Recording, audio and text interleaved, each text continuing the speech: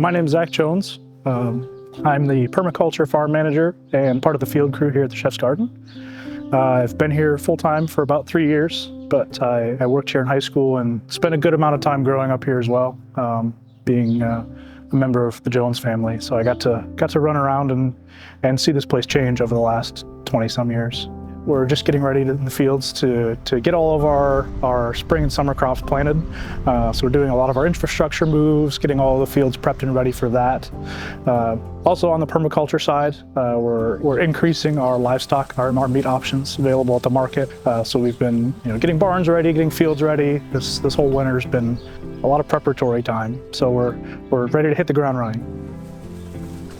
Permaculture, you'll get as many descriptions as people you ask. For us here, we take it to mean a high diversity of species, all grown in the same area, at a lower volume as you might see any individually, but they're all being grown in the same area and they're all chosen because they have relationships with each other. So every single species, whether it be plant or animal, works together towards the betterment of its environment. So taking our same philosophy of growing the best ingredients, the best food we can, and applying that to the rest of the ingredients for your plate. So your fruits, your meats, your grains, all of those other things in addition to the wide variety of vegetables we have. So that's one of our biggest goals on that side of the road. Those of us that had the good fortune to grow up in this environment and kind of see all the beauty that the farm has, we're really excited to bring some of that beauty to other people so they can experience the same things that we got to growing up.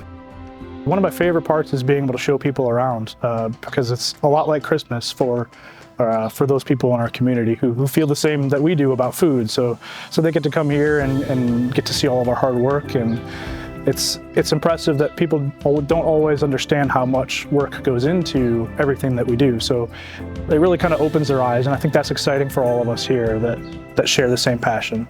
I'm excited about everything we've got going on. So right now we have about 30 or 40 different varieties of apples planted.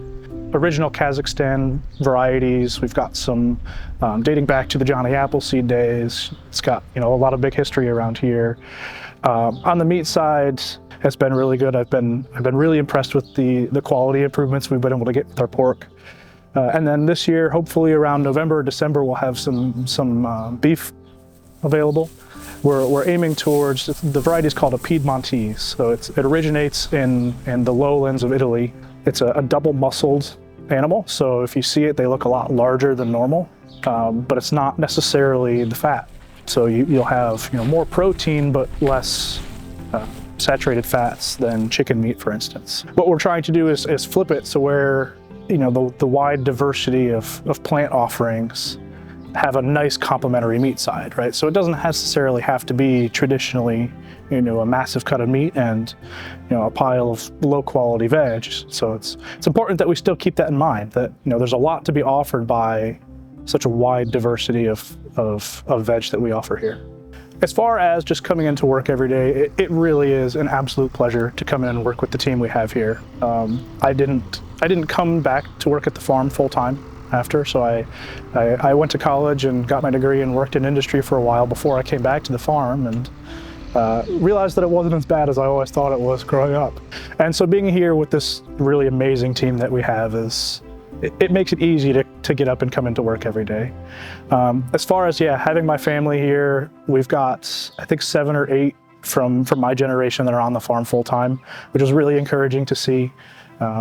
We just had our first daughter a year ago. She just had her first birthday. So, I kind of take on some of this other stuff a little bit selfishly, knowing that, the food that I can feed my 1-year-old daughter is the absolute best I can get because I'm growing it. And I know what's going into it. So I'm really excited about that, not only for my family, but like I said, the rest of our community. Community isn't, everybody thinks of community just as everybody who lives in your area, but it's everybody who works here, everybody who shares the same philosophy about food that we do, and all of our families of those of us that work here. This is a community, and I think we're all charged to help each other out.